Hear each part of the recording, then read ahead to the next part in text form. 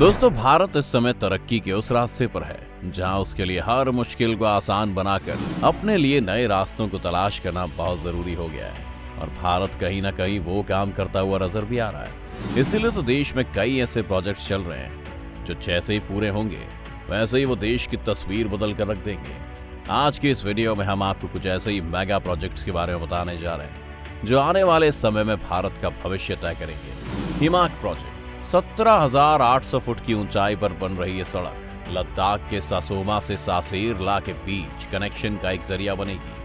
अधिकतर सर्दियों के महीने में इनका कनेक्शन बाकी हिस्सों से कट जाता है। सासेर ला को सासेर दर्रा के नाम से भी जाना जाता है। काराकोरम पर्वतीय श्रृंखला में पड़ने वाला ये सबसे ऊंचा दर्रा है।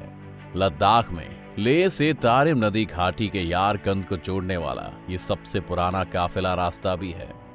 यहीं पर भारत के बॉर्डर रोड ऑर्गेनाइजेशन ने पूर्वी लद्दाख से सटी LAC के करीब दुनिया की सबसे ऊंची सड़क बनाने का लगभग काम पूरा कर लिया है। 19,300 फीट की ऊंचाई पर बनी ये सड़क दुनिया की सबसे ऊंची सड़क है जो उमलिंग ला दर्रे पर बनी है। खास बात यह है कि यह सड़क भारत और चीन के विवादित डेमचोक इलाके के पास ही है, जिससे चीन को अब परेशानी हो रही है। वजह यह है कि सड़क बनने से पूर्वी लद्दाख के डेमचोक और हैनले जैसे इलाकों के बीच कनेक्टिविटी तो बढ़ी जाएगी, साथ ही साथ सेना की मूवमेंट भी तेजी से हो सकेगी। इस कारण भारत का लद्दाख के इलाकों पर पकड़ मजबूत हो जाएगी। चिनाब ब्रिज भारत के जम्मू कश्मीर राज्य में दुनिया का सबसे ऊंचा रेलवे आर्क ब्रिज बन रहा है। चिनाब नदी पर बन रहे इस आइकॉनिक रेलवे आर्क ब्रिज की लंबाई 1315 मीटर है।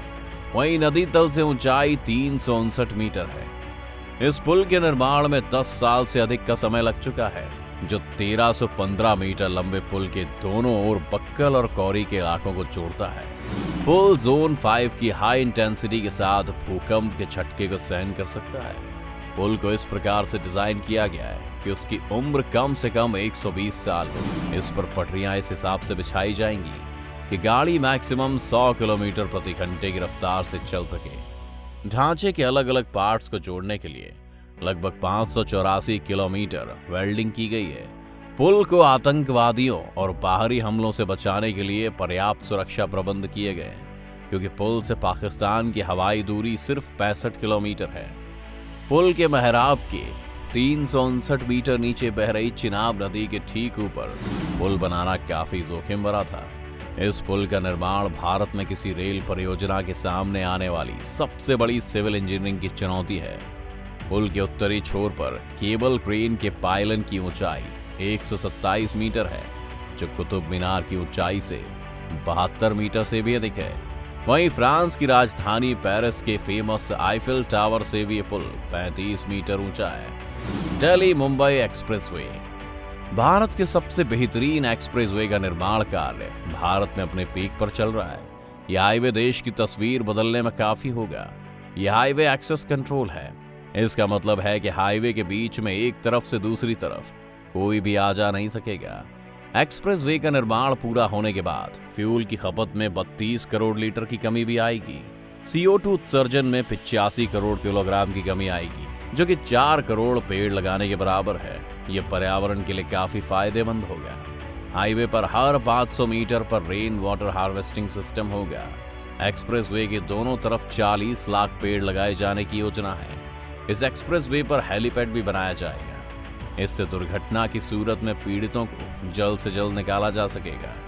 इसी हाईवे में बूंदी सवाई माधोपुर के बीच दुनिया का दूसरा सबसे बड़ा ग्रीन ओवरपास जंगल वन्य जीवों के संरक्षण को लेकर 3.5 किलोमीटर के अंतराल में 5 ग्रीन ओवरपास का निर्माण किया जा रहा है। ये overpass Ranthambore national park, Bundi Ramgarh tiger reserve और Kota Mukundra hills tiger reserve के बीच कॉरिडोर पर बनाया जा रहा है। इन तीनों नेशनल पार्क में वन्य जीव आसानी से जा सकते हैं। साथ ही 4 किलोमीटर पर tunnel Mukundra hills tiger reserve भी बनाई जा रही है।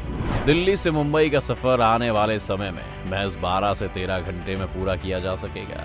दिल्ली मुंबई एक्सप्रेसवे का निर्माण पूरा होने के बाद दिल्ली में DND से मुंबई के बीच की दूरी में 130 किलोमीटर की कमी आएगी। वर्तमान में दिल्ली से मुंबई की दूरी सड़क मार्ग से करीब 1510 किलोमीटर है। एक्सप्रेसवे बनने के बाद इसकी दूरी 1350 किलोमीटर रह जाएगी। ये एक्सप्रेसवे फिलहाल 8 लेन का होगा। सेंट्रल विस्टा परियोजना के तहत भारत में एक नए संसद भवन और एक नए आवासीय परिसर का निर्माण किया जाएगा। इसमें प्रधानमंत्री और उपराष्ट्रपति के आवास के साथ साथ कई नए कार्यालय भवन और मंत्रालय के कार्यालयों के लिए केंद्रीय सचिवालय का निर्माण किया जाना है। सेंट्रल विस्टा परियोजना की सितंबर 2019 में घोषणा की गई थी। इस सेंट्रल विस्टा में एक केंद्रीय सचिवालय का भी निर्माण किया जाएगा। इसके साथ ही साथ इंडिया गेट से राष्ट्रपति भवन तक 3 किलोमीटर लंबे राजपथ में भी बदलाव किया जा सकता है। सेंट्रल विस्टा इलाके में नॉर्थ और साउथ ब्लॉक को म्यूजियम में बदल दिया जाएगा।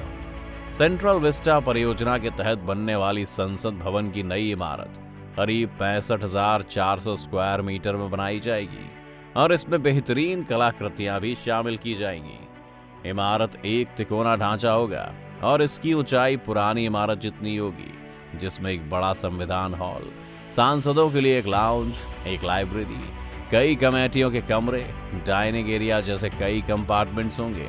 बता दें कि इसके लोकसभा चैम्बर में 888 सदस्यों की बैठने की क्षमता होगी, जबकि राज्यसभा में 384 सीट्स होंगी। 971 करोड़ रुपए में नई पार्लियामेंट बिल्डिंग बनाने का प्रोजेक्ट टाटा प्रोजेक्ट को मिला है। अब तक 40% काम पूरा हो चुका है। सरकार ने अक्टूबर 2022 तक डेडलाइन सेट की है, जिससे शीतकालीन सत्र नई इमारत में आयोजित किया जा सके। Mumbai trans harbour link project. दोस्तों, मुंबई में सरकार 17,843 करोड़ रुपए की लागत से 22 किलोमीटर लंबे ट्रांस हार्बर लिंक प्रोजेक्ट का निर्माण कर रही है। 22 किलोमीटर लंबे प्रोजेक्ट का 16.5 किलोमीटर हिस्सा समुद्र में पुल के रूप में होगा, जबकि 5.5 किलोमीटर जमीन पर होगा। MMRDA ने मार्च 2018 में प्रोजेक्ट के निर्माण कार्य की शुरुआत 3 चरणों में की थी। पहले चरण के तहत 10.4 किलोमीटर, दूसरे चरण में 7.8 किलोमीटर और तीसरे चरण में 3.6 किलोमीटर का काम किया जा रहा है। ट्रांस हार्बर लिंक परियोजना के लिए समुद्र के भीतर पिलर तैयार करने का कार्य किया जा रहा है। अधिकारियों के अनुसार 114 पायों से कुछ समुद्र के भीतर भी तैयार किए गए हैं। समुद्र में 16.5 किलोमीटर तक पुल तैयार करने के लिए MMRDA को 500 से अधिक पिलर पानी में तैयार करने हैं। समुद्र में पिलर तैयार करने में एक्स्ट्रा टेंशन बरती गई है, क्योंकि रास्ते में कई जगहों पर तेल कंपनियों ने पाइपलाइन बिछाया हुआ था। मुंबई को नवी मुंबई से जोड़ने वाली इस परियोजना के पूरे हो जाने के बाद कुछ ही मिनटों में मुंबई से नवी मुंबई पहुंचा जा सकता है, जबकि मौजूदा समय में ये सफर पूरा करने में लोगों को 1.5 से 2 घंटे का समय लग जाता है। इस प्रोजेक्ट के जरिए मुंबई कर नवी मुंबई के साथ पुणे एक्सप्रेसवे और नवी मुंबई में बन रहे एयरपोर्ट पर भी आसानी से पहुंच जाएंगे। मुंबई में रोजाना हजारों की संख्या में वाहन नवी मुंबई व पुणे की ओर रवाना होते हैं। तो दोस्तों, ये थे वो मेगा प्रोजेक्ट्स। आपको इनमें से सबसे ज्यादा कौन सा पसंद आया, आप हमें कमेंट करके बता सकते हैं। अगर आज की वीडियो आपको पसंद आई हो तो इसे लाइक करने के साथ साथ अपने दोस्तों और रिश्तेदारों के साथ भी शेयर कर दें। अगर आप ये वीडियो यूट्यूब पर देख रहे हैं तो चैनल को सब्सक्राइब करके बेल आइकन दबा दें, और अगर आप फेसबुक पर ये वीडियो देख रहे हैं तो हमारे फेसबुक पेज को जल्दी से लाइक करें। शुक्रिया।